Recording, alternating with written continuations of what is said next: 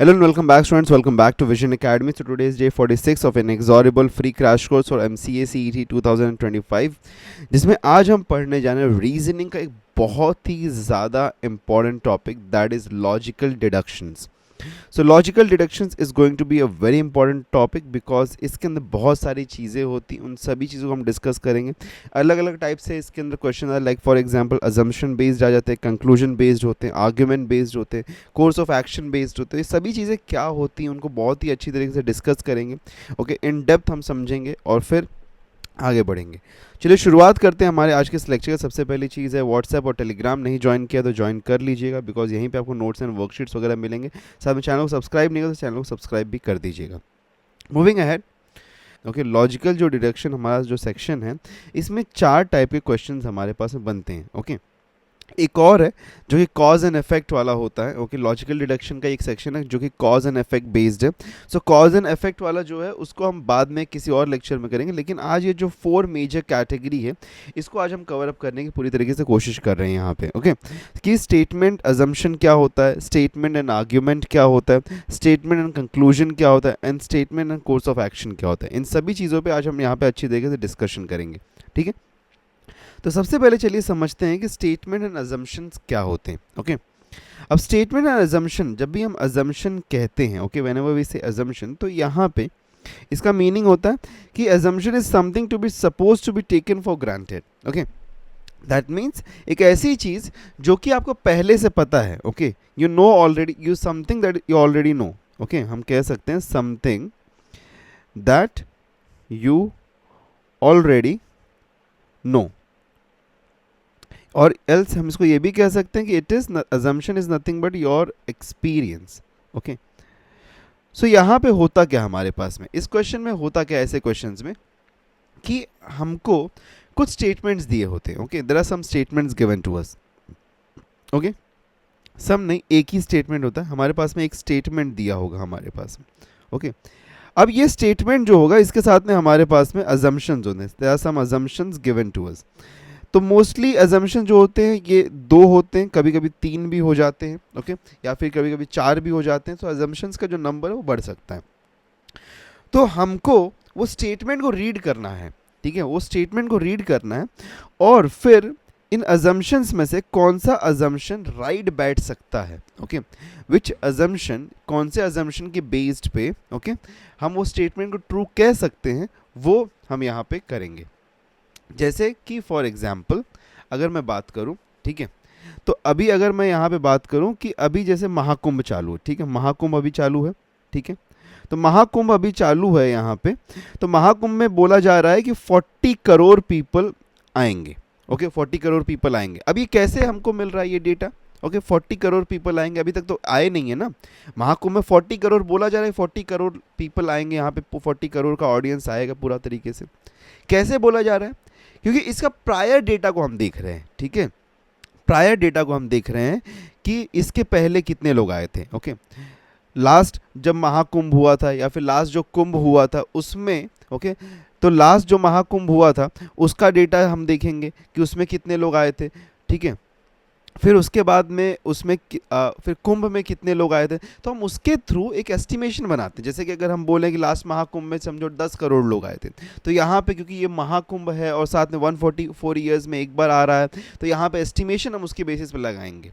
Right है, तो इस तरीके से हम, तो वहाँ पे अगर जैसे अजम्पशन में हमारे पास में हो एक स्टेटमेंट कि इन 2018 कुंभ, ओके, 7 करोड़ पीपल केम. अब ये डेटा एग्जैक्टली राइट है कि नहीं, मैं जस्ट है कि नहीं इसका मुझे कोई पता नहीं है. आई एम जस्ट लाइक मैं यहाँ जस्ट आपके लिए एक स्टेटमेंट दे रहा हूँ. ओके, कि इन 2018 कुंभ 7 करोड़ पीपल केम. ठीक है, ये data as per the data based नहीं है. ओके, ओके, ओरिजिनल डेटा पे नहीं है बेस्ड, तो आप इसको कहीं और यूज़ मत कर लेना.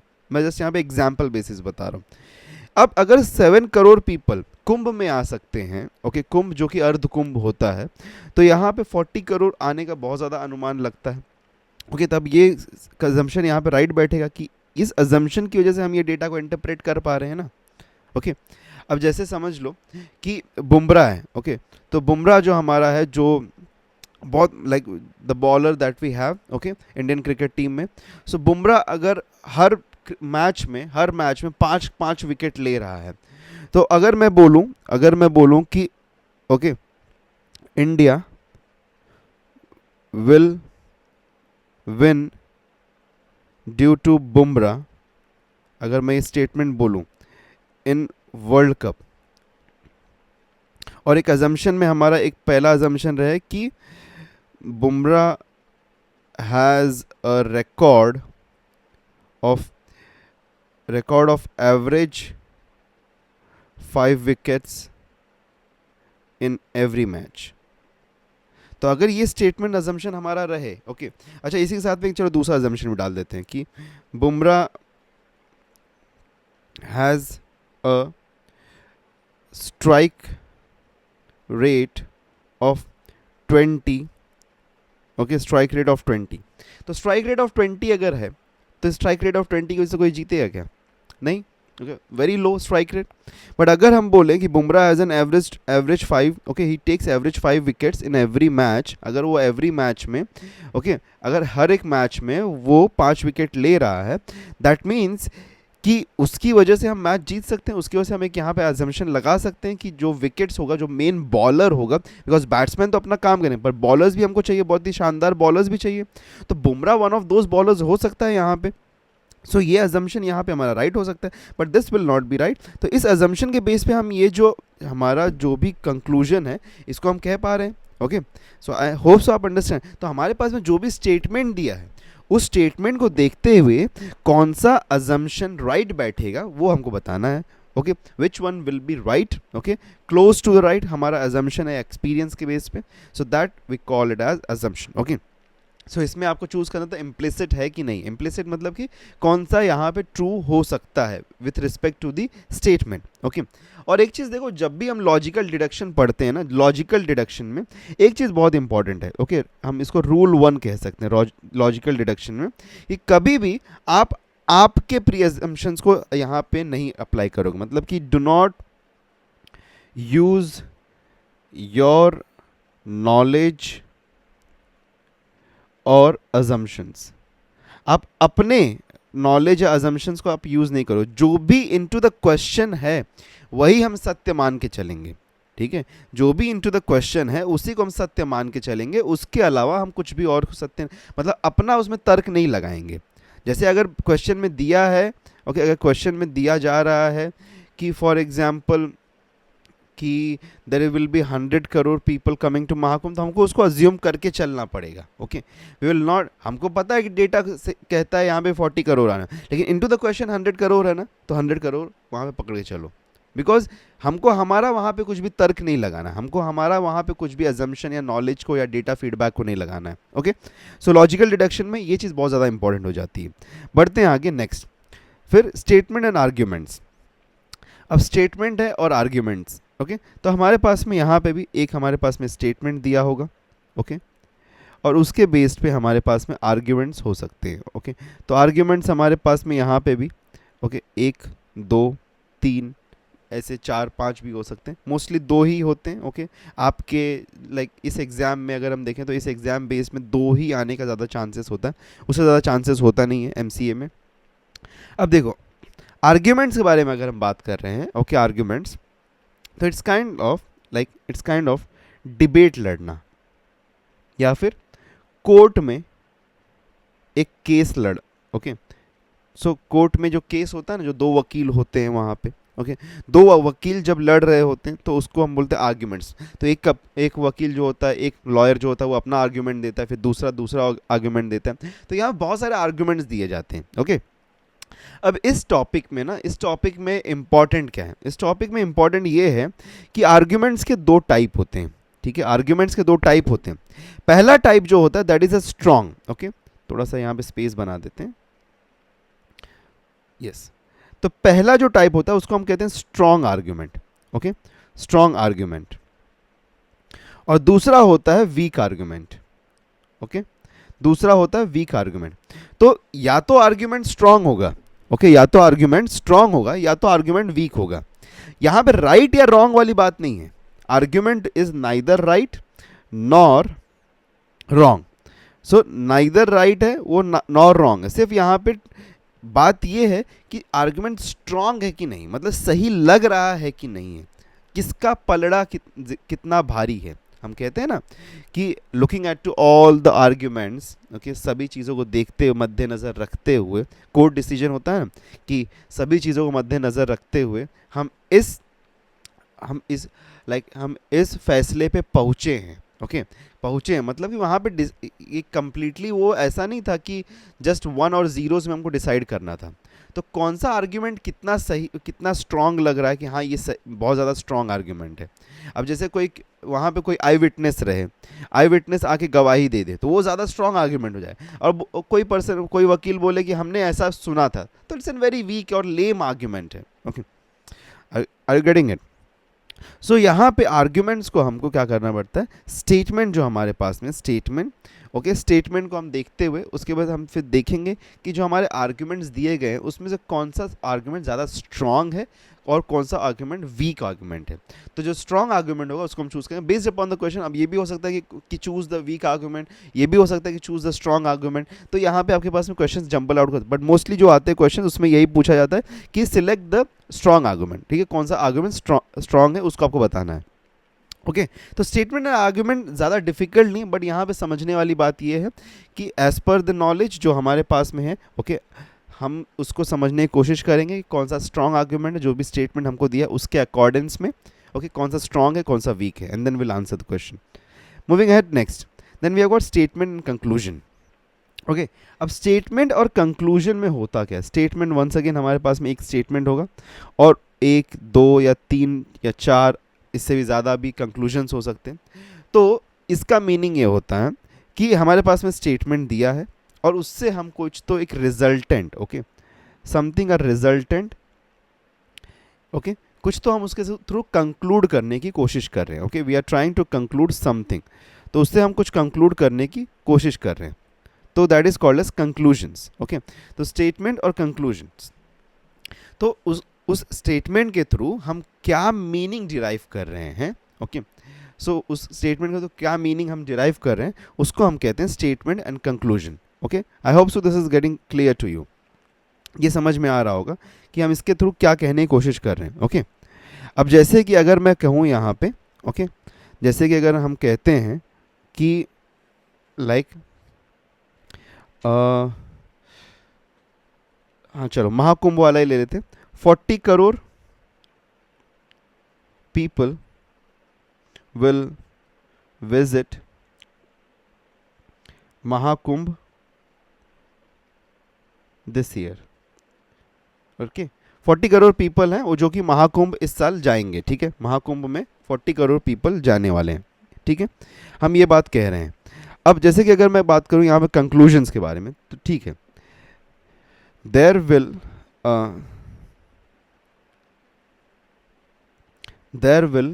be a lot of rush. Many people will have amazing business. Third है the place will be silent. अब ये तीन हमारे पास में है। ठीक है, अब ये तीन हमारे पास में यहाँ पे कंक्लूजन्स दिए गए।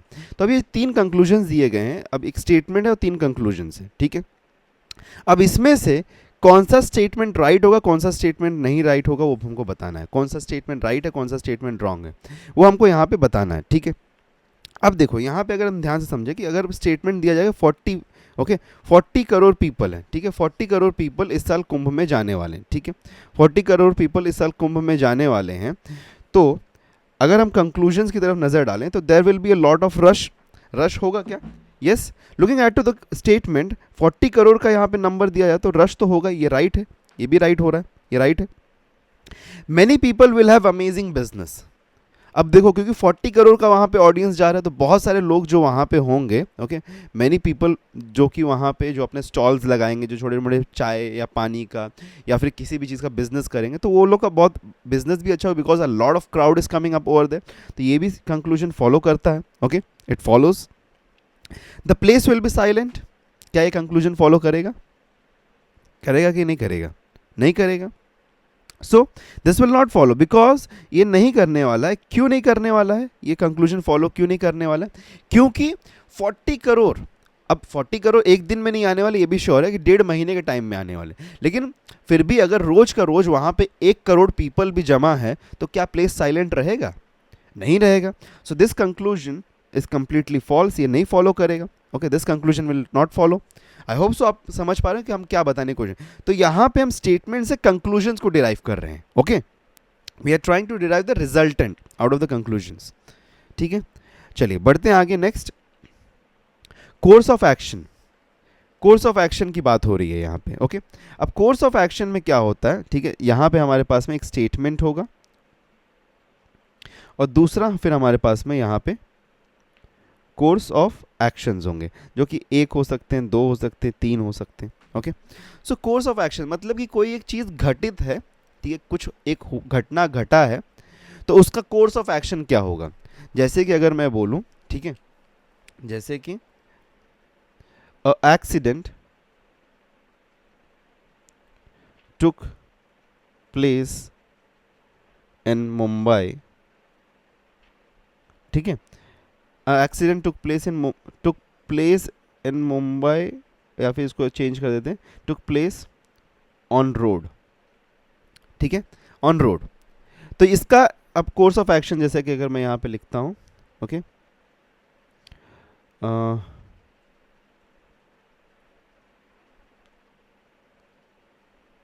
Ambulance will be called for medical help.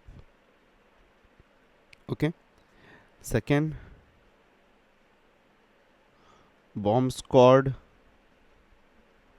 will be called as well. Police will take charge of the accident and to clear the road. अब यहाँ पे हमारे पास में एक यहाँ पे एक स्टेटमेंट है कि accident took place on road. ठीक है, accident took place on road. तो अगर एक एक्सीडेंट एक रोड पे हुआ है तो यहाँ पे हमारे पास में कुछ कोर्स ऑफ एक्शंस हैं. Ambulance will be called for medical help. Bomb squad will be called as well. Police will take charge of the accident and to clear the road. So इसमें से कौन सा कोर्स ऑफ एक्शन किया जाना चाहिए? कौन सा कोर्स ऑफ एक्शन किया जाना चाहिए? जैसे देखो, अगर रोड एक्सीडेंट हुआ है, ओके, रोड एक्सीडेंट, सो एम्बुलेंस को बुलाना ज़रूरी है, राइट? बिकॉज हो सकता है कि उसमें किसी का कोई मेडिकल इंजरी हो गया हो, या कुछ उसमें किसी को ज़्यादा लग गया हो, ओके, या फिर किसी का डेथ हो गया हो. सो उसके लिए एम्बुलेंस को बुलाना ज़रूरी है, बिकॉज मेडिकल हेल्प की रिक्वायरमेंट है, बिकॉज एक्सीडेंट हुआ है. So this course of action has to be taken. Okay, ये कोर्स ऑफ एक्शन को लेना पड़ेगा. Bomb squad will be called. Bomb squad call करने की ज़रूरत है क्या? दिस डजंट रिक्वायर्स, ये कोर्स ऑफ एक्शन की ज़रूरत ही नहीं. ओके, ये तो गलत है यहाँ पे, मतलब ये तो होने का ज़रूरत है. लाइक कुछ भी है ये, मतलब हम कह सकते हैं इसकी ज़रूरत ही नहीं, तो ये नहीं होगा यहाँ पे. ये तो कोर्स ऑफ एक्शन नहीं लिए. बॉम्ब स्क्वाड कब बुलाया? जब हमको पता चलता है कि कहीं पे बॉम्ब का इन्फॉर्मेशन मिला है कि हाँ यहाँ पे बॉम्ब है या समथिंग, मतलब हमारे पास में कुछ अलर्ट, हमको मैसेज मिला है, तो at that time bomb squad will be called ना. एक्सीडेंट के लिए क्यों बॉम्ब स्क्वाड बुलाएंगे? राइट है ना, एक्सीडेंट के लिए उसकी ज़रूरत नहीं है. तो this course of action is not to be taken. Third, police will take charge of the accident. मतलब पुलिस वहाँ पे जहाँ पे एक्सीडेंट हो वहाँ जाएगी, वहाँ पे जो भी हो रहा है, मतलब एक्सीडेंट कैसे हुआ, क्यों हुआ, मतलब किसने किया, मतलब किसकी गलती से हुआ, वो सारी चीज़ों को वहाँ पे समझेंगे. Will take charge of the accident, मतलब पूरी तरीके से. और फिर उसको क्या, और मेन चीज़ उनके पास में एक और काम है वहाँ पे कि रोड पे जहाँ पे एक्सीडेंट हुआ वहाँ पे ब्लॉकेज लग गया होगा, तो वो ब्लॉकेज को हटाने का भी काम करना है वहाँ पे. ओके, रोड को क्लियर भी करना, सो दैट कि ट्रैफिक वहाँ पे रेज्यूम कर सके. सो इसलिए ये ऑप्शन 3 राइट बनता है यहाँ पे. सो course of action, I hope so आप समझ पा रहे होंगे कि एक चीज़ हुई है, एक घटना हुई है, ओके, कोई एक घटना घटित हुई है, उसके लिए आपको क्या करने की ज़रूरत है, सो उसको हम कहते हैं course of action. I hope so this is very clear. तो चारों टॉपिक्स यहाँ पे बहुत ही अलग टॉपिक्स हैं, ठीक है। कोर्स ऑफ एक्शन में क्या करते हैं, we take an action for something that has happened, okay, action to be taken for something happened. अब जैसे फॉर एग्जाम्पल जब कोविड-19 आया, ठीक है, जब कोविड-19 आया तो उसमें कोर्स ऑफ एक्शंस क्या क्या लिए गए, पहली चीज की लॉकडाउन लगा दिया गया, दैट वाज आल्सो एक लॉकडाउन, ये भी कोर्स ऑफ एक्शन था। उसके बाद में हमारे पास में क्या, मास्क को कंपलसरी कर दिया गया, ठीक है, मास्क कंपलसरी कर दिया गया। उसके बाद में और क्या कोर्स ऑफ एक्शन लिया गया वहां पे, okay, the course of action that was taken कि come out of the house only when it's very necessary, okay, come out when very necessary। या फिर अगर आप कोई वर्कर है, ओके, लाइक वर्कर है जो कि who are working with this COVID-19 team, तो फिर आप बाहर आ सकते हैं। सो ये सारे प्रिकॉशंस या फिर ये सारे कोर्स ऑफ एक्शंस को लिए गए।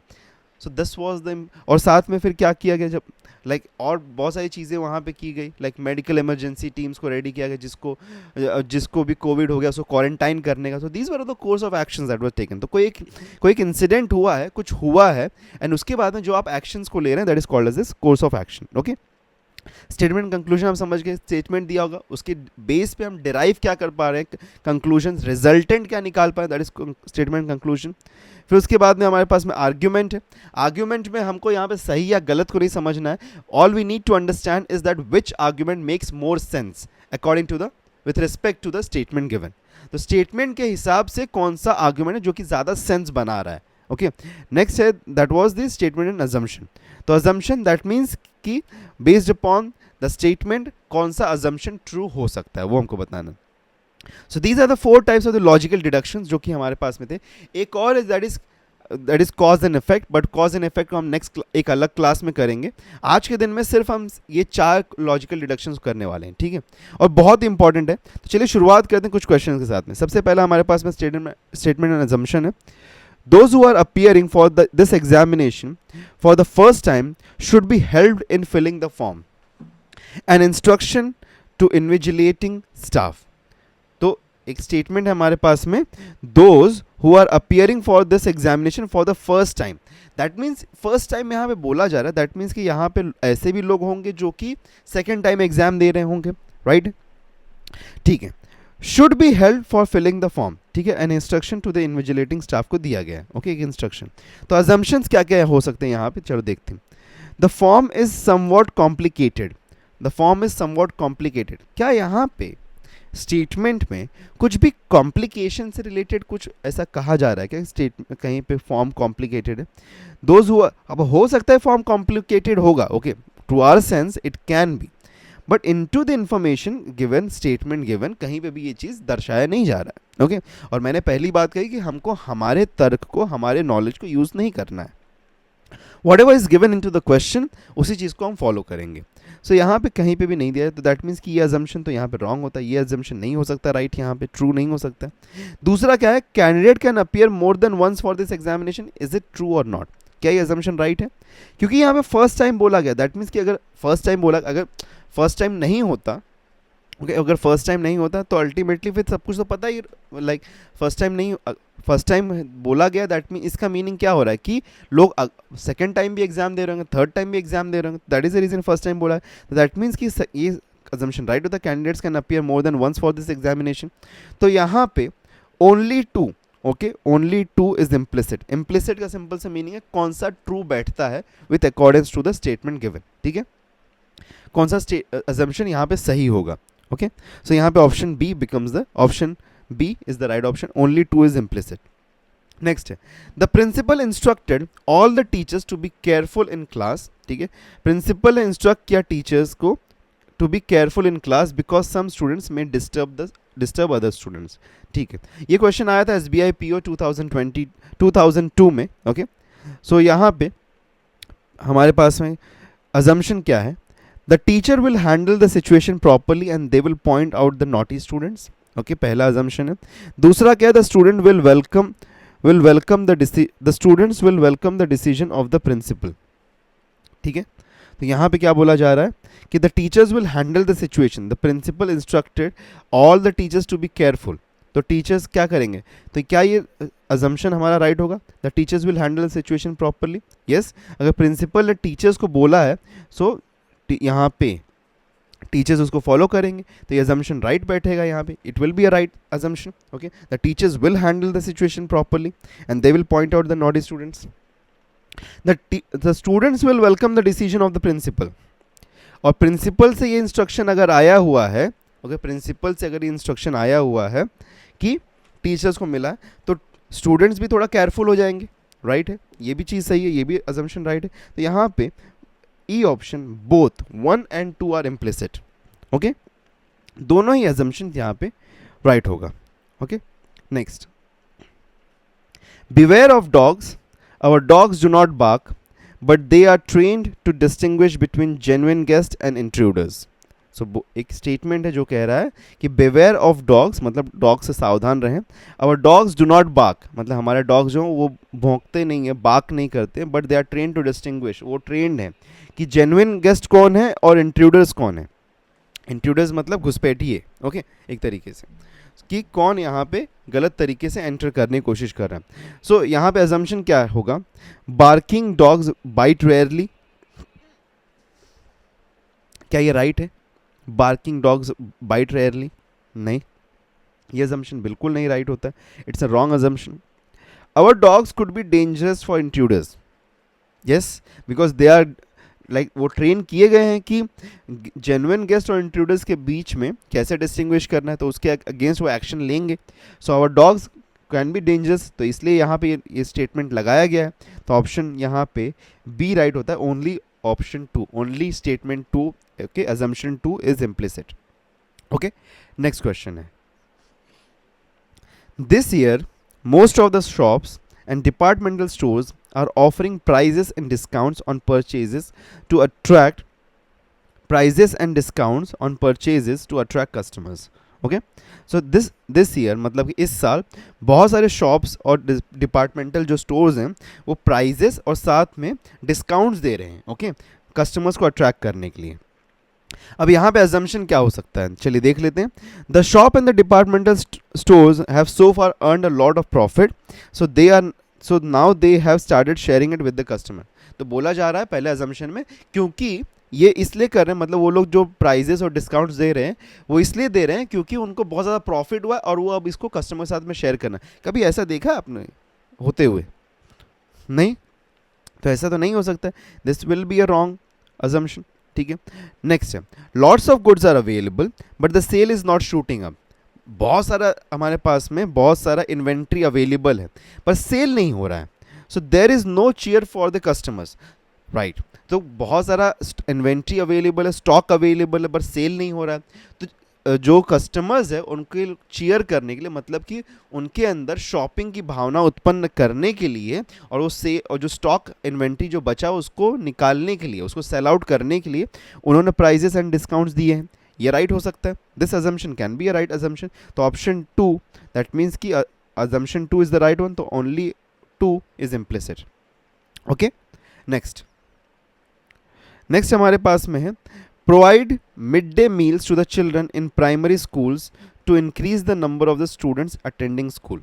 अच्छा, अब यहाँ पे बोला जा रहा है कि मिड डे मील्स को बच्चों को दिया जाए ताकि प्राइमरी स्कूल्स में जो बच्चे हैं जो आने का उनका जो अटेंडेंस है वो इंक्रीज हो सके, मतलब कि और ज़्यादा बच्चे उसमें एनरोल आउट करें। अब यहाँ पे अजम्पशन क्या, mid day meals will attract the children to the schools, क्या ये राइट हो सकता है? मिड डे मील्स स्टूडेंट्स को अट्रैक्ट करेगा स्कूल आने के लिए, yes it will attract, this is the right option, right one, right assumption है। Those children who are otherwise deprived for good food will attend the schools, okay, those children, okay, who are otherwise deprived for good food will attend the schools, okay. अब देखो ये थोड़ा सा right यहाँ पे बनता हुआ नजर नहीं आ रहा है, okay. Those children who are otherwise deprived for good food, मतलब जो कि गुड फूड के लिए डिप्राइव्ड है वो स्कूल्स आएंगे, ये ज़रूरी नहीं है यहाँ पे, okay. Mid day meals attract तो करेगा बट गुड फूड से जो डिप्राइव्ड है वो स्कूल्स आएंगे, थोड़ा सा यहाँ पे ये अजम्पशन राइट हम नहीं कह सकते, इट्स एन 100% राइट अजम्पशन, तो ये रॉन्ग होता है। तो only option 1 is implicit, okay, only पहला ऑप्शन यहाँ पे इम्प्लिसिट होगा। Next, please do not use lift while going down an instruction on the top floor of a 5 story building. Okay, तो एक 5 स्टोरी बिल्डिंग मतलब कि 5 फ्लोर्स का एक बिल्डिंग है। ओके, 5 फ्लोर्स का, उसमें लिखा है please do not use lift while going down, मतलब कि नीचे जाते समय आप लिफ्ट का यूज ना करें, ऐसा बोला गया है। ओके, अजम्पशन क्या हो सकता है यहाँ पे, while going down the lift is unable to carry any load. क्या राइट है? नहीं, ये तो राइट नहीं है। लिफ्ट कैरी कर सकता है, अगर ऊपर आने के लिए कैरी कर सकता है तो नीचे जाने के लिए कैरी कर सकता है, ये अजम्पशन रॉन्ग है। दूसरा क्या, provision of a lift is a matter of facility and not a right. Okay, yes, ये तो राइट है यहाँ पे कि provision of a lift is a matter of facility, ये फैसिलिटी है। ठीक है, आपको लिफ्ट प्रोवाइड किया गया है because to provide your facility, ये राइट नहीं है। ओके, आपका मतलब अधिकार नहीं है, ये फैसिलिटी प्रोवाइड की गई है, तो ये तो राइट हो रहा है यहाँ पे, ये अजम्पशन राइट है। ओके, और क्योंकि हम एक चीज़ और भी कह सकते हैं, क्योंकि यहाँ पे ओके 5 स्टोरी बिल्डिंग ही है, तो नीचे जाने के लिए तो हमेशा लेस एनर्जी रिक्वायर्ड होती है। ओके, अगर आप नीचे वॉक करके जा रहे हैं तो उसमें ज़्यादा मेहनत नहीं लगती, पर ऊपर आने के लिए थोड़ा मेहनत लगती, तो दैट इज़ द रीज़न हो सकता है कि उन्होंने ये इंस्ट्रक्शन लगा दिया। पर यहाँ तो इसीलिए हम कह सकते हैं कि ऑप्शन यहाँ पे बी जो ऑप्शन है, this is the right option, कि only assumption 2 is implicit. Okay, next, private property trespassers will be prosecuted a notice on a plot of land, मतलब कि private property वहाँ पे लिखा है कि it's a private property, trespassers will be prosecuted, मतलब कि उनके अगेंस्ट जो भी इस प्राइवेट प्रॉपर्टी के अंदर एंटर करेगा इलीगली उसके अगेंस्ट एक्शन लिया जाएगा। तो यहाँ पे अजम्पशंस क्या हैं, चलिए देख लेते हैं। The passerby may read the notice and may not trespass. Okay, the passerby may read the notice and may not trespass. Okay, वो ये नोटिस पढ़ के ट्रेसपास नहीं करेगा। यस, राइट है। अगर कोई वही सोच के इन्होंने ये नोटिस लगाया ना कि कोई अगर रीड करेगा इस मैसेज को, पढ़ लेगा तो पास नहीं करेगा, ट्रेसपास नहीं करेगा, इसके अंदर जाएगा नहीं। The people are scared of prosecution. Yes, people डरे भी रहते हैं प्रोसिक्यूशन से। ओके, वो एक्शन से डरते भी हैं, तो इसलिए यहाँ पे कह सकते हैं कि option E both 1 and 2 are implicit. Okay, यहाँ पे option E will become the right option.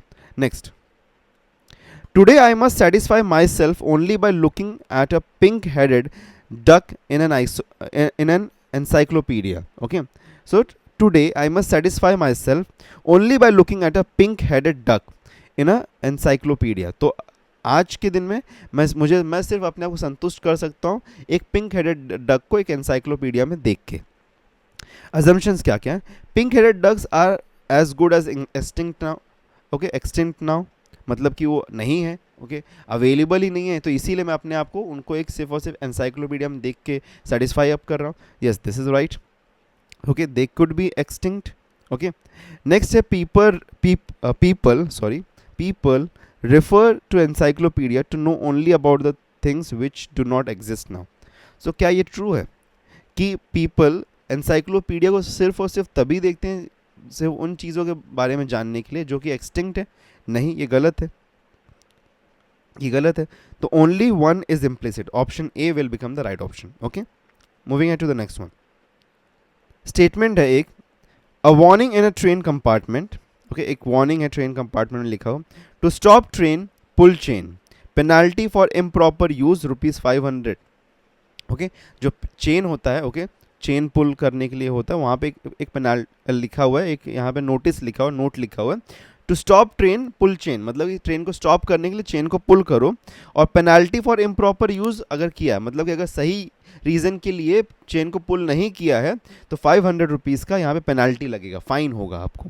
तो अजम्पशन क्या हो सकता है, some people misuse the alarm chain. Yes, ये राइट है, कुछ पीपल जो है अलार्म चेन का मिसयूज़ करते हैं। ओके, तो इसकी वजह से वहाँ पे चेन पुलिंग नहीं हो, मिसयूज नहीं हो, ये नोटिस लगाई गई। On certain occasions people may want to stop a running train. ये सर्टेन ओकेजन हो सकता है, कुछ यहाँ पे मिसहैप हो सकता है, या फिर कोई ऐसा रीज़न हो सकता है जिसकी वजह से चेन को पुल करने की ज़रूरत पड़े। ओके, तो ये भी यहाँ पे राइट हमारा अजम्पशन बनता है, दोनों ही अजम्पशंस राइट है, तो इसलिए ऑप्शन ई यहाँ पे राइट हो जाएगा। बोथ 1 और 2 आर इम्प्लिसिट। ओके, सो दोनों ही यहाँ पे अजम्पशंस राइट है। Next, use our product to improve memory of our child. Okay, use our product to improve memory of your होना चाहिए था यहाँ पे, your child. It is based, okay, it is based on natural herbs and has no harmful side effects. An advertisement of pharmaceutical company. एक pharmaceutical company का advertisement है जो कि कहता है use our products, okay, use our product to improve the memory of your child, okay, मतलब अपने बच्चों का मेमोरी अच्छा बनाने के लिए आप हमारे प्रोडक्ट का यूज़ करिए. ये based on natural herbs, okay, it is based upon natural herbs. ऐसा कोई भी हार्मफुल साइड इफेक्ट नहीं है, ओके, ऐसा कोई भी हार्मफुल साइड इफेक्ट नहीं है. तो अजम्पशंस क्या क्या है देख लेते हैं. People generally offer a medical product which is useful and has no harmful side effects. Yes, ये राइट है, ये अजम्पशन राइट है, इसीलिए इन्होंने ये डाला हुआ है ना, नेचुरल हर्ब्स और उसका हार्मफुल साइड इफेक्ट नहीं है, ओके. तो ये अजम्पशन राइट है, क्योंकि पीपल को हमेशा वो मेडिकल प्रोडक्ट यूज़ करने में अच्छा लगता है जिसका कोई साइड इफेक्ट नहीं हो, ओके. दूसरा, improving memory of a child is considered as an important part for many parents. Yes, ये भी सही है कि बहुत सारे पेरेंट्स कंसीडर करते हैं इस बात को कि उनके जो बच्चे हैं उनका मेमोरी जो होना चाहिए वो शार्प होना चाहिए, वो बहुत अच्छा होना है. तो इसलिए ऑप्शन ई यहाँ पे राइट ऑप्शन बनता है. Both 1 and 2 are implicit. Next, should all the infrastructural development should all the infrastructural development projects in India be handed over to the private sector. अच्छा, ये अब हमारे पास में we are assumptions खत्म हो गए, आर्ग्यूमेंट है, okay. This is an statement and argument, okay. Statement और आर्ग्यूमेंट यहाँ पे बेस्ड है. चलिए इसको देखते हैं. क्या सभी के सभी इंफ्रास्ट्रक्चरल जो प्रोजेक्ट्स हैं, ओके, उसको प्राइवेट सेक्टर को दे देना चाहिए. आर्ग्यूमेंट्स देखते हैं क्या क्या है. पहला आर्ग्यूमेंट है no, okay, the private sector entities are not equipped to handle such projects. Private sector के जो एंटिटीज़ हैं नहीं देना चाहिए. पहला आर्ग्यूमेंट कह रहा है कि नहीं, डू नॉट गिव इट. क्यों? क्योंकि उनके पास में उतनी कैपेबिलिटी नहीं है, उनके पास में इतना फैसिलिटीज़ अवेलेबल हैं. They are not equipped to handle such projects. ये गलत है, ऐसा तो नहीं है बिल्कुल भी. There are many private companies जिसके पास में उतनी कैपेबिलिटी है. नेक्स्ट देखते हैं. यस, सच प्रोजेक्ट्स मतलब दे देना चाहिए. Such projects are handled by private sector in developed countries. मतलब कि डेवलप्ड कंट्रीज में ऐसे जो प्रोजेक्ट्स होते हैं ये प्राइवेट सेक्टर ही चलाते हैं, तो इसलिए दे देना चाहिए. अब देखो, हम यहाँ पे जो हमारा यहाँ पे आर्ग्यूमेंट रख रहे हैं, this is looking at to someone else, मतलब कि कॉपी करने के जैसा कर कि वो नेशन में ऐसा होता है, यूएस में ऐसा करते, तो इंडिया में भी हमको ऐसा करना चाहिए, okay.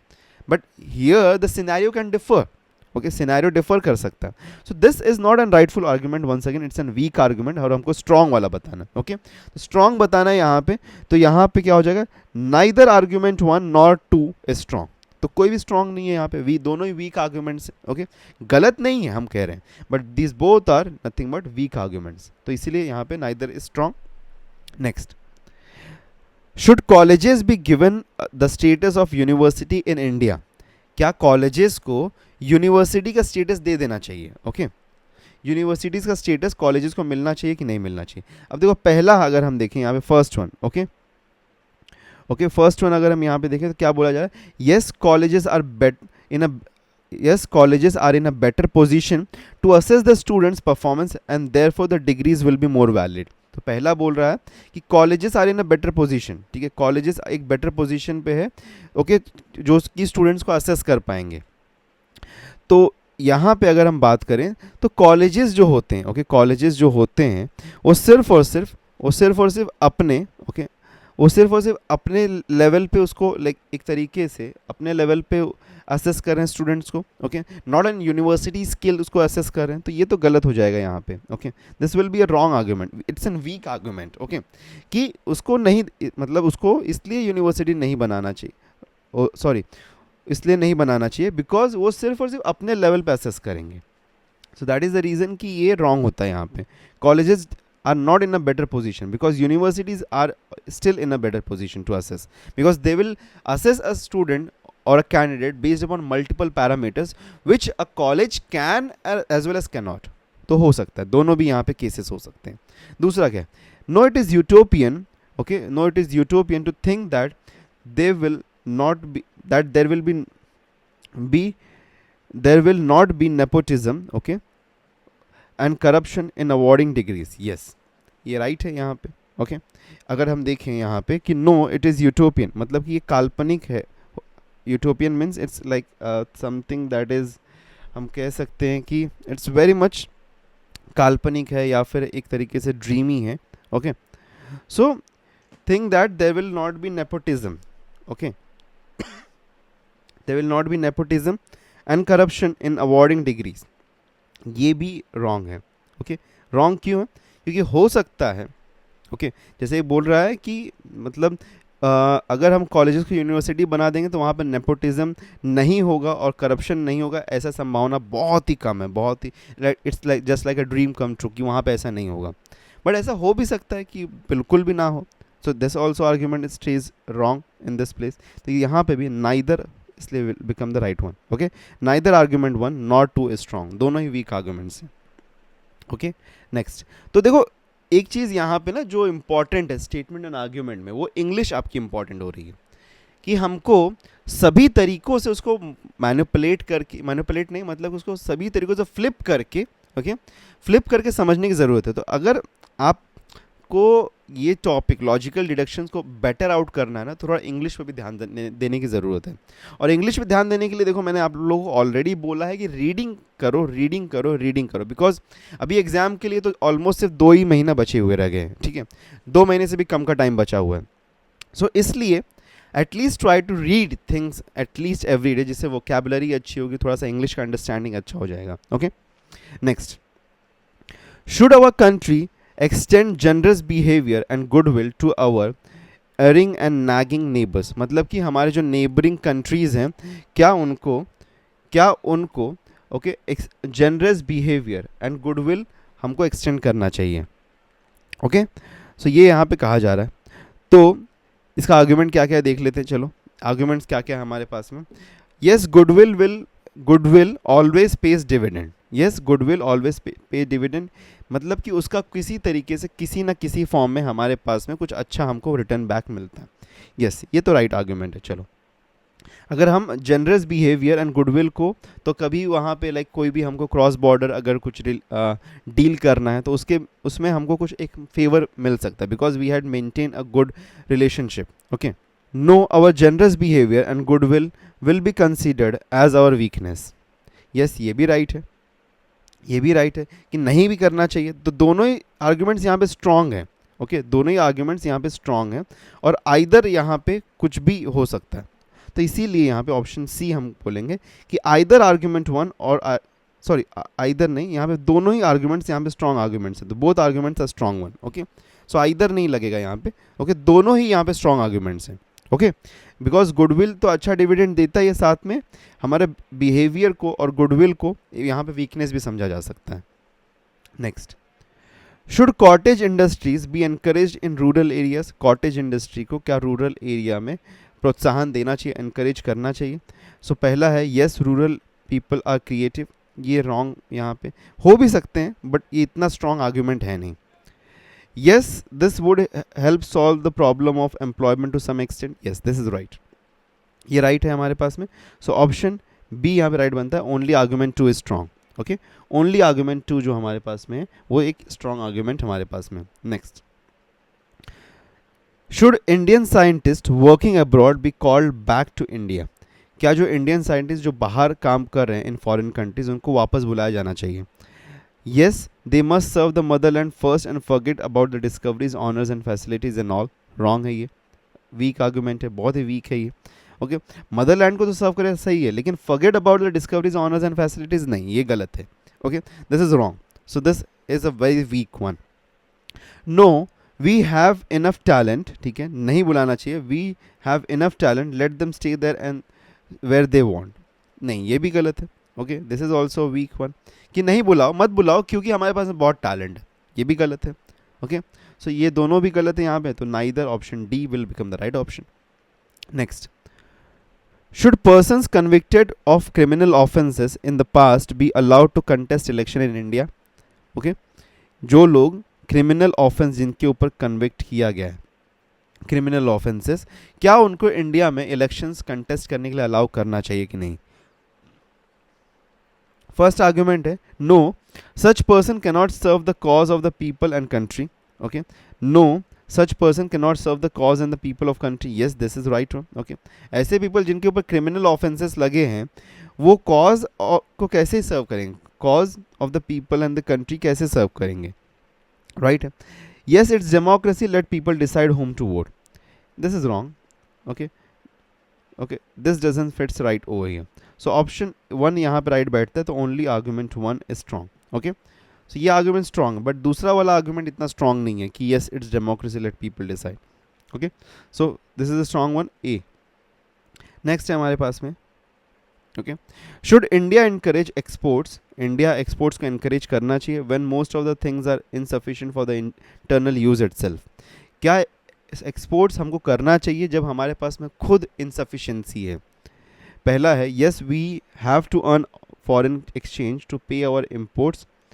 No, even selective encouragement would lead to shortages. देखो, yes we have to earn, तो हमको फॉरेन एक्सचेंजेस चाहिए. क्यों चाहिए भाई हमको? बिकॉज हम जब इंपोर्ट करते हैं तो उनको फॉरेन एक्सचेंज में रिटर्न पे करना पड़ता है, तो इसके लिए फॉरेन एक्सचेंज हमको चाहिए. जब हम एक्सपोर्ट करें तो हमको फॉरेन एक्सचेंज करेंसीज मिलेंगी, तो फॉरेन करेंसीज जब हमको मिलेंगी तो हम उसको इंपोर्ट के टाइम पे यूज़ कर पाएंगे. तो yes it is right. Okay, we have to earn a foreign exchange. Okay, next, even selective encouragement would lead to shortages. नहीं, ये रॉन्ग है. It won't lead to sort, बोला है कि सिलेक्टिव एनकरेजमेंट ना, तो मतलब कि थोड़ा भी अगर एनकरेजमेंट किया सिलेक्टिवली, अगर हमने जिस चीज़ का सफिशिएंसी है उसको भी एक्सपोर्ट किया तो भी शॉर्टेज होगा, तो ये गलत है, ये रॉन्ग है यहाँ पे. Only option, okay, option A only, argument one is strong. Next है, is pen mightier than a sword, is pen mightier than a sword. Yes, writers influence the thinking of the people. Okay, rightful argument, because writings का impact बहुत ज़्यादा होता है. इसीलिए अगर हम देखें न्यूज़पेपर्स वगैरह में जो लोग राइटिंग्स करते हैं, बुक्स जो लिखते हैं, they have an high impact. That is the reason it is said that कि pen is mightier than sword. तो ये पहला तो राइट है. No, will with the help of physical force one can conquer all. Wrong है ये. Okay, this is wrong. तो option A यहाँ पे राइट बनता है. Only argument one is strong. Next हमारे पास में, should family planning be compulsory in India. Okay, family planning, क्या फैमिली प्लानिंग कंपलसरी होना चाहिए कि नहीं होना चाहिए इन इंडिया? तो आर्ग्यूमेंट्स में देखो, पहला आर्ग्यूमेंट क्या है हमारे पास में, yes, looking, okay, looking to the miserable conditions. Okay, looking to the miserable conditions, their conditions, there is no other go. मतलब कि राइट ना जो कंडीशंस हमारे पास में है इंडिया में, उसको देखते हुए कोई और चारा नहीं है हमारे पास में. Okay, we have got no other way. Okay, तो ये राइट है, चलो ठीक है, this argument is considered right. और सेकेंड है हमारे पास में, no, in India there are people of various religions and family planning is against the tenets of the some of the religions. Yes, ये भी राइट है. ओके, ये भी राइट है हमारे पास में. तो दोनों ही आर्ग्यूमेंट जो हमारे पास में हैं, हमको जो मिल रहे हैं, both the arguments are what, strong arguments. तो both the arguments are strong because कुछ रिलीजन्स में फैमिली प्लानिंग को अगेंस्ट द रिलीजन माना भी जाता है. ओके, सो इसलिए यहाँ पे दोनों ही आर्ग्यूमेंट्स जो है हमारे हमको मिल रहे हैं वो राइट मिल रहे हैं. ओके, क्लियर है ये बात? चलिए बढ़ते हैं आगे. Next, should India have no military force at all. Okay, क्या इंडिया के पास में कोई भी मिलिट्री फोर्स नहीं होनी चाहिए? ओके, पहला आर्ग्यूमेंट है, no, other countries in the world do not believe in non violence. ये तो रॉन्ग है. Other countries in the world do not believe, there are some countries, there can be some countries, सभी ने believe करते लेकिन सम तो believe करते ही हैं, ये रॉन्ग है. ओके, नेक्स्ट हमारे पास में है, ओके, नेक्स्ट जो हमारे पास में, that is, yes, many Indians believe in non violence. Yes, many Indians believe करते हैं नॉन वायलेंस में, इसीलिए, ओके, इसीलिए यहाँ पे हमको नो मिलिट्री फोर्स रखनी चाहिए.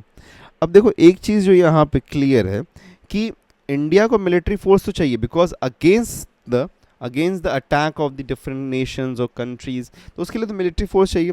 और नॉन वायलेंस में बिलीव करना is an another thing, but having a military force is a different thing. तो ये भी रॉन्ग यहाँ पे बैठता है, इसलिए ऑप्शन डी, नाइदर, यहाँ पे राइट हो जाएगा. ठीक है, next, should children be legally made responsible to take care of their parents during their old age.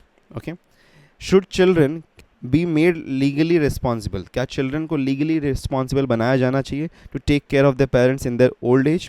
पहला है, yes, such matter can only be solve by legal means. No, this is wrong. Only by legal means नहीं solve किया जा सकता. Okay, और भी तरीके हैं, तो ये रॉन्ग होता है यहाँ पे. Yes, only this will bring some relief to the poor parents. No, this will is also a wrong one statement. So दोनों ही रॉन्ग है यहाँ पे, तो once again neither. Okay, option D will become the right option. Okay, so option D once again becomes the right option. Moving on to the next, should there be a cap of maximum number of contestants for parliamentary election in any constitution? Okay, बोला है कि should there be a cap of the maximum number of the contestants for parliamentary elections in any constitution constituency, okay, क्या कोई भी constituency में maximum number of the contestant के ऊपर parliamentary elections में एक कैप, मतलब कि एक मैक्सिमम एक नंबर का एक कैप लगना चाहिए. Yes, this will make the parliamentary elections more meaningful as the voters can make considered judgment for casting their vote. Okay, so ये पहला है हमारा. दूसरा क्या है?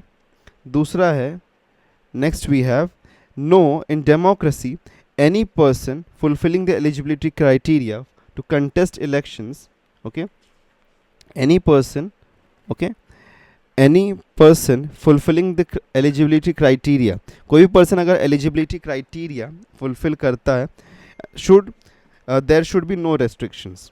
इसका राइट ऑप्शन क्या हो सकता है? Okay, what could be the right option for this one? So अगर इसमें हम ध्यान से देखें तो देखो, पहली चीज़ है कि ये भी राइट है, ये राइट बनता है हमारा कि पार्लियामेंट्री इलेक्शंस मोर मीनिंगफुल बनाने के लिए कैप लगना चाहिए. ठीक है, this is making sense. Second क्या है कि any person fulfilling the eligibility criteria, अगर कोई पर्सन एलिजिबिलिटी क्राइटेरिया को फुलफिल कर रहा है तो उसके ऊपर कोई रेस्ट्रिक्शन नहीं लगना चाहिए. ये भी राइट बनता है. यहाँ पे दोनों ही स्टेटमेंट्स जो आर्ग्यूमेंट्स है, दोनों ही आर्ग्यूमेंट्स राइटफुल है, तो ऑप्शन ई यहाँ पे राइट हो जाएगा हमारा. Okay, next one.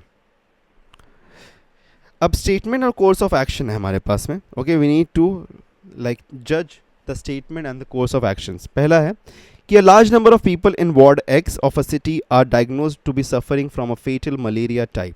Okay, तो एक लार्ज नंबर ऑफ पीपल हैं एक कोई भी वार्ड एक्स में जिनको मलेरिया हुआ है, तो इसका कोर्स ऑफ एक्शन क्या होना चाहिए? पहला देखो, पहला क्या दिया? The city municipal authority should take immediate steps and carry out extensive fumigation in the ward X. क्या ये करना चाहिए? यस, करना चाहिए, बिकॉज फ्यूमिगेशन से जो हमारे मलेरिया वाले जो मस्कीटोज़ होते हैं या फिर मस्कीटोज़ जो भी होते हैं वो मर जाते हैं, तो ये राइट है, ये करना चाहिए. The people in the area be advise to take steps to avoid mosquito bites. Yes, ये भी करना चाहिए, तो दोनों ही करना चाहिए. तो यहाँ पे both 1 and 2 follows. Okay, moving to the next one. Certain mining industries in Gujarat may come to standstill because of the notification issued by the Department of Environment and Forest banning mining operations and industries alike within 25 kilometers of national park, the game sanctuary and the reserve forest areas. तो बहुत सारे गुजरात में ऐसी companies industries हैं जो कि stand still, मतलब कि ऑलमोस्ट बंद होने के कगार पे हैं, ड्यू टू एक ऐसा नोटिफिकेशन जो कि department of environment and forest ने रिलीज़ किया है regarding the ban on mining operations and industries, जो कि 25 किलोमीटर्स के रेडियस में है within the national park, game sanctuary and reserve forest areas. So course of action क्या होना चाहिए? The department should be asked to immediately withdraw the notification. नहीं, wrong है ये. इमीडिएटली कैसे हम यहाँ पे विड्रॉ करने के लिए कैसे? We can not say that. Okay, wrong है ये. The government should make effort to shift the parks, sanctuaries and reserve forest to the other non mining areas. हम रिजर्व फॉरेस्ट, पार्क्स और सैंक्चुरीज को कैसे शिफ्ट कर सकते हैं? These are non movable objects, entities, we can not move them. So ये भी wrong है यहाँ पे, ये भी कोर्स ऑफ एक्शन नहीं लिया जा सकता. सो यहाँ पे नाइदर हो जाएगा, option D will become the right option. ठीक है, next. There has been unprecedented increase in the number of successful candidates in this year's school leaving certificate examination. Okay, so there had been an unprecedented increase. Okay, बहुत ज़्यादा increase हुआ है in successful candidates in this year's school leaving certificate examination. Okay, so बहुत सारे students school leave कर रहे हैं. Okay, so यहाँ पे कोर्स ऑफ एक्शन क्या होना चाहिए? The government should make arrangement to increase the number of the seats of the intermediate courses in existing college. Yes, ये किया जाना चाहिए कि जो एग्जिस्टिंग कॉलेजेस हैं उसके अंदर जो नंबर ऑफ सीट्स हैं, ओके, जो नंबर ऑफ सीट्स हैं उनको इंक्रीज़ करने के लिए एक यहाँ पे एक एक्शन लिया जाना चाहिए, सो दैट कि जो बहुत सारे स्टूडेंट्स जो एक तरीके से जो लीव कर रहे हैं स्कूल को वो नहीं करें. तो ये राइट है. The government should take active steps to open new colleges to accommodate all these successful candidates. So new colleges open करने के लिए steps लिए जाने चाहिए. देखो, this is not something that can be directly implemented. So option ये wrong होता है, तो only conclusion 1 will follow. Okay, because course of action में college opening जो है, college opening, it's not an immediate course of action जो कि तुरंत लिया जा सकता है by government. Next, There has been many instances of derailment of trains due to the landslide in the hilly areas which caused loss of many lives. Okay, there had been many instances, बहुत सारे ऐसे हादसे हो चुके हैं जहाँ पे train derailment है due to landslide in the hilly areas which caused loss of many lives. तो course of action क्या लिया जा सकता है? The rail authority should arrange to deploy pilot engines before the movement of the passenger trains in the hilly areas to alert trains in case of any landslide. Pilot trains, that means कि जब train move करता है तो train move करने से पहले उसके आगे एक पायलट इंजन रहे जो कि उसके आगे फॉलो करे, और इन केस कोई अगर वहाँ पे डीरेलमेंट या फिर वहाँ पे का like there is something that kind of thing happening कि जहाँ पे लैंडस्लाइड होने का चांस है या फिर हुआ है जहाँ पे डीरेलमेंट हो सकता है, तो उसको पहले अलार्म या इन्फॉर्म कर दे पीछे ट्रेन को, पैसेंजर ट्रेन को. सो ये चीज़ किया जा सकता है. Okay, this can be done, तो this is a good option. Next क्या है, the railway authority should strengthen the hilly slopes by putting iron mesh so that the loose boulders do not fall on the track. Yes, this can also be done, but यहाँ पे दोनों ही करने की ज़रूरत नहीं है. आइदर ऑफ द वन भी कर दिया तो राइट हो जाएगा, तो इसलिए यहाँ पे either one follows. Okay, either one और टू फॉलोज, क्योंकि अगर मैश लगा दिया तो वहाँ पे लाइक लैंडस्लाइड का जो हादसे हो रहे हैं लैंडस्लाइड की वजह से, ओके, जो इंस्टेंसेस क्रिएट हो रहे हैं लैंडस्लाइड की वजह से, वो कम हो जाएंगे. और अगर पायलट ट्रेन को पायलट इंजन्स को डिप्लॉय कर दिया तो भी कम हो जाएंगे. So either of the one को ही करने की ज़रूरत है, दोनों को करने की ज़रूरत नहीं है. Next, footpaths of a busy road are crowded with vendors selling cheap items. Okay, footpaths crowded हैं. Okay, due to vendors जो कि cheap items को sell कर रहे हैं. ठीक है, जैसे कि वो जो होते हैं ना स्टॉल्स लगाते हैं, ओके, छोटे छोटे जो दुकान लगा के खड़े रहते हैं फुटपाथ पे, उनके बारे में कहा जा रहा है. पहली चीज़ है course of action, the help of the police should be sought to drive them away. ठीक है, राइट है, बिकॉज फुटपाथ क्राउडेड है तो उनको फ्री करने के लिए पुलिस का हेल्प लिया जाना चाहिए, ये राइट है यहाँ पे. सेकेंड, अगर हम देखें, some space should be provided to them where they can earn their bread without blocking footpaths. तो उनको भी कुछ एरिया दिया जाना चाहिए. Okay, it is said that in the second one कि उनको भी कुछ एरिया दिया जाना चाहिए सो दैट कि कहीं ऐसी जगह पे वो अपना स्टॉल लगा सकें, सो दैट कि उनका जो डेली ब्रेड है, मतलब जो थोड़ा बहुत उनकी रोजी रोटी है, वो चलती रहे. तो ये भी राइट है यहाँ पे, ये दोनों ही चीज़ किया जाना चाहिए. तो बोथ 1 and 2 फॉलो करेगा. Okay, next, it is necessary to adopt suitable measure. Okay, it is necessary to adopt suitable measure to prevent repetition of bad debts by learning from the past experiences for mounting non-performing assets of bank. Okay, okay, of mounting non-performing assets of the bank. मतलब कि बोला जा रहा है it is necessary to adopt suitable measure, मतलब कि कुछ important steps को लिया जाना चाहिए so that कि bad debts जो हमारे पास में जो banks में create होते हैं उनको avoid किया जा सके. तो उसको अवॉइड करने के लिए क्या कोर्स ऑफ एक्शन हो सकता है? पहला दिया है, before granting loan to customers their eligibility for loan should be evaluated strictly. Right है, ये किया जाना चाहिए, उनका जो एलिजिबिलिटी क्राइटेरिया उसको स्ट्रिक्टली इवैल्यूएट करना चाहिए. नेक्स्ट है, to ensure the payment of the instalment of the loan the work for which the loan was granted, okay, should be supervised minutely on regular basis. Okay, to ensure the payment of the instalment of loan the work for विच, जो work के जिस काम के लिए वो loan दिया गया था उसको सुपरवाइज करना चाहिए ऑन रेगुलर बेसिस. यस, ये भी करना चाहिए, तभी तो हम वहाँ पे लोन का रीपेमेंट को एक्सपेक्ट कर सकते हैं, EMIs को जो इंस्टॉलमेंट्स को एक्सपेक्ट कर सकते हैं. तो यहाँ पे बोथ दोनों ही चीज़ें करनी चाहिए, both 1 and 2 will follow. Okay, next है, the sale of particular product has gone down considerably causing great concern to the company. एक प्रोडक्ट का सेल बहुत ज़्यादा डाउन गिर गया है. Okay, it has completely come down. Okay, so उसकी वजह से बहुत ज़्यादा great concern to the company है वो. तो क्या कोर्स ऑफ एक्शन हो जाए? The company should make proper study of rival products in the market. Yes, ये करना चाहिए, राइवल प्रोडक्ट्स का स्टडी करना है, बिकॉज तभी राइवल प्रोडक्ट्स अच्छे हैं तभी तो इनका जो प्रोडक्ट है वो उसका सेल नीचे जा रहा है. राइट है, the price of the product should be reduced and the quality improve. तो प्राइस ऑफ द प्रोडक्ट को कम कर दें और क्वालिटी को इम्प्रोवाइज कर दें तो सेल बढ़ जाएगा. राइट है ये? नहीं, राइट नहीं है ये. क्यों राइट नहीं है? बिकॉज प्राइस से कभी भी सेल का डिपेंडेंसी नहीं है. ओके, प्राइस मैटर करता है, बट सिर्फ और सिर्फ प्राइस कम कर देना और क्वालिटी इंप्रूव कर देने से सेल इंक्रीज नहीं करेगा. हो सकता है कि जो राइवल कंपनी है वो कुछ और स्ट्रैटेजी लगा रही हो, तो स्ट्रैटेजी को समझना ज़्यादा इंपॉर्टेंट है, ना कि सिर्फ और सिर्फ प्राइस को कम करना और क्वालिटी को इम्प्रोवाइज करना. तो ये रॉन्ग ऑप्शन है यहाँ पे. तो यहाँ पे only conclusion 2 will follow. Okay, The police department has come under a cloud with recent revelations that at least 2 senior police officials are suspended to have been involved in the illegal sale of a large quantity of weapons from the state police armory.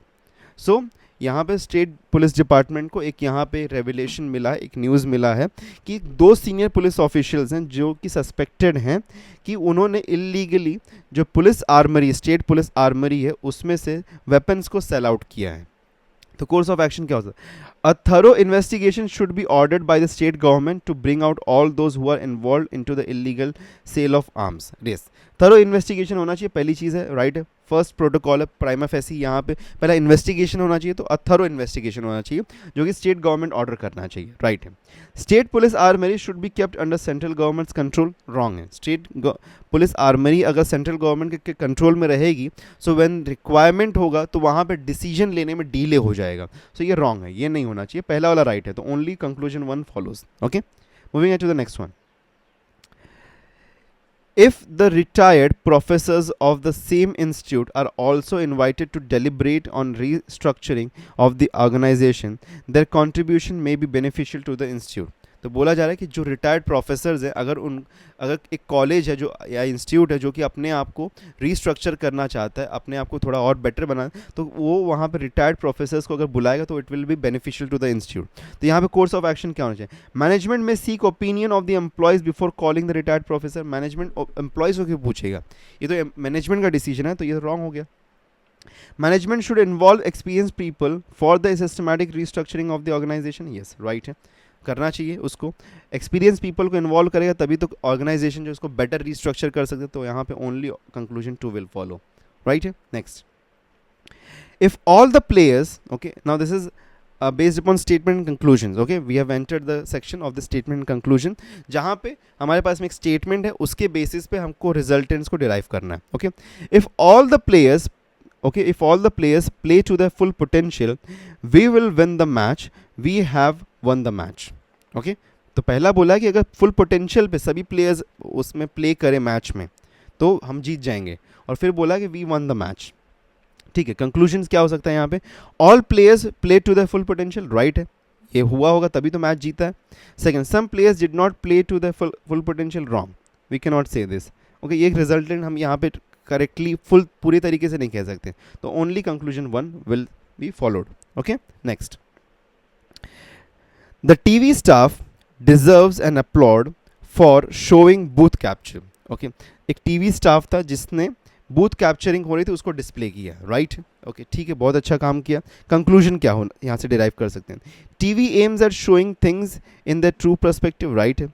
TV जो है वो aim करता है कि जो true perspective है, that means जो rightful thing उसको शो करने की कोशिश करता है, राइट है. People involve in booth capturing have been recognised and are been tried by law. ये कहीं पे भी यहाँ पे स्टेटमेंट नहीं कहा जाए, तो इसको रिजल्टेंट को हम नहीं कह सकते, तो this will be wrong statement. Okay, तो कंक्लूजन होगा तो ओनली कंक्लूजन 1 फॉलो करेगा. नेक्स्ट है, the national norm is 100 beds पर 1000 population, but in this state 150 beds per 1000 are available in the hospital. ठीक है, तो यहाँ पे बोला जाए कि नेशनल नॉर्म जो है, कि नेशनल जो हमारे पास में नॉर्म है वो 100 बेड्स पर 1000 का है, बट हमारे स्टेट में इन दिस स्टेट 150 बेड्स पर 1000 है. तो कंक्लूजन क्या हो सकता है? और नेशनल नॉर्म इज अप्रोप्रिएट, हम we can not comment on to it कि अप्रोप्रिएट है कि नहीं है, तो इसको ये रॉन्ग हो गया कंक्लूजन. देखिए, हमारा नेशनल लॉ में 100 बेड्स पर 1000, ओके, 100 बेड्स पर 1000 के पॉपुलेशन पे होना चाहिए, ये नेशनल लॉ में, लेकिन हम इसके ऊपर कमेंट नहीं कर सकते कि राइट है कि रॉन्ग है. सो दिस इज अप्रोप्रिएट और not appropriate, we can not say anything about it. Second है, the state health system is taking adequate care of its in this regard. Yes, ये अप्रोप्रिएट केयर ले रहा है, क्योंकि 100 चाहिए तो 150 बेड उसने रखा हुआ है, so this is an appropriate care to this. So यहाँ पे only conclusion 2 will follow. Next, fashion is a form of ugliness so intolerable that we have to alter it every 6 months. मतलब बोला जा रहा है fashion is an form of ugliness so intolerable कि हमको हर 6 महीने में उसको चेंज करने की ज़रूरत पड़ती है. तो कंक्लूजन क्या? Fashion designers do not understand the public mind very well. Okay, fashion designers do not understand the public mind very well. Wrong है, they understand. Okay, तभी तो fashion designers हैं. Okay, the public by and large is highly susceptible to novelty, मतलब कि public जो है बहुत ज़्यादा ससेप्टेबल है टू नॉवेल्टी, मतलब कि बहुत ही ईजिली अट्रैक्ट हो जाती है। Yes, this is right. तो यहाँ पे जो second only conclusion 2 will follow. Okay, next, money plays vital role in politics, right है, राइट है कि रॉन्ग स्टेटमेंट बोला गया, I am so sorry, money plays vital role in politics ये बोला गया यहाँ पे। Okay, this is set. तो let's have a look at the conclusions. पहला बोला है कि the poor can never become politicians, poor can never become politicians बोला है, दिस इज रॉन्ग, ऐसा नहीं हो सकता है। Okay, they can become. Okay, all the rich man take part in politics, no, this is also wrong, ये भी wrong है, सभी रिच मैन पॉलिटिक्स में नहीं होते। तो यहाँ पे नाइदर ऑप्शन 1 और 2 फॉलो करता है। Next, Fortune favours the brave, ठीक है, फॉर्चून फेवर्स द ब्रेव बोला है। ओके, फॉर्चून जो है वो ब्रेव पीपल को फेवर करता है। So risk are necessary for success, yes right है, जब सक्सेस चाहिए तो वहाँ पे थोड़ा रिस्क लेने की ज़रूरत है। Cowards die many times before that death, ये रॉन्ग है।